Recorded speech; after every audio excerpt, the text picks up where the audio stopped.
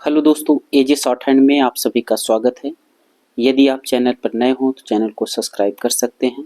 Dictation 5 second बाद होगा। Ready, start. उपाध्यक्ष महोदय, वित्त मंत्री को देश की आर्थिक स्थिति और निर्धनता के संबंध में जितनी जानकारी प्राप्त होती है उतनी किसी अन्य मंत्री को संभव नहीं होती। बजट बनाते समय वैसे तो बजट में आय व्यय का ब्यौरा होता ही है, लेकिन मूल रूप में देश की आर्थिक नीतियों में किस प्रकार का परिवर्तन हो तथा किस मार्ग पर वह देश को चलाना चाहते हैं, सरकार का लक्ष्य क्या है, इन सब नीतियों का बजट में विवरण होता है।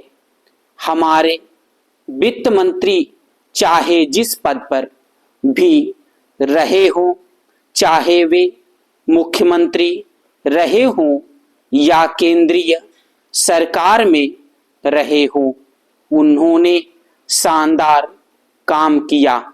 जिस समय उन्होंने बजट प्रस्तुत किया उस समय देश को और विशेष रूप से गरीबों को उनसे बहुत सी आशाएं थी। देश में लगभग 6 लाख गांव हैं।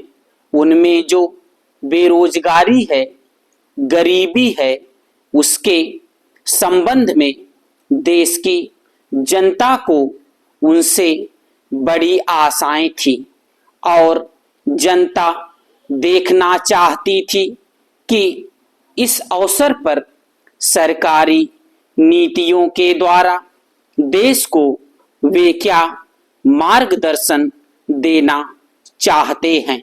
पैरा, इस दृष्टि से 3 महत्वपूर्ण बातें इस समय देश के सामने थी।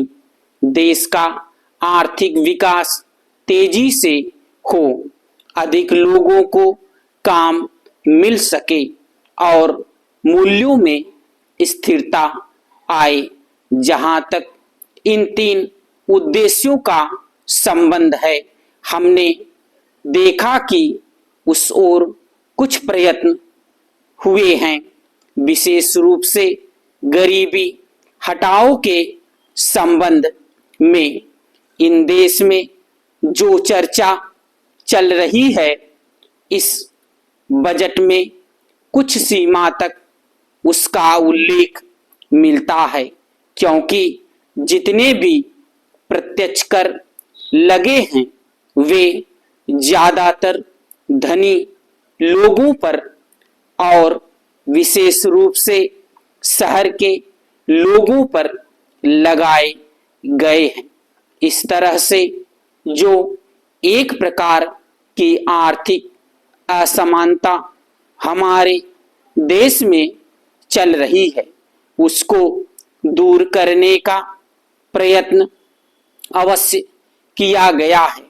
चेंज लगभग 5 दशक पूर्व जब हमारा देश स्वतंत्र हुआ था, उस समय देश में जितने सरकारी कर्मचारी थे वे ऐसा समझ बैठे थे कि अब तक देश में जिस तरह से अंग्रेजों का प्रशासन चल रहा था उस तरह से काम नहीं चलेगा, क्योंकि कांग्रेस के जो नए लोग आए थे, जो मंत्री बने थे, वे लोग धन के मामले में त्यागी आदमी हैं।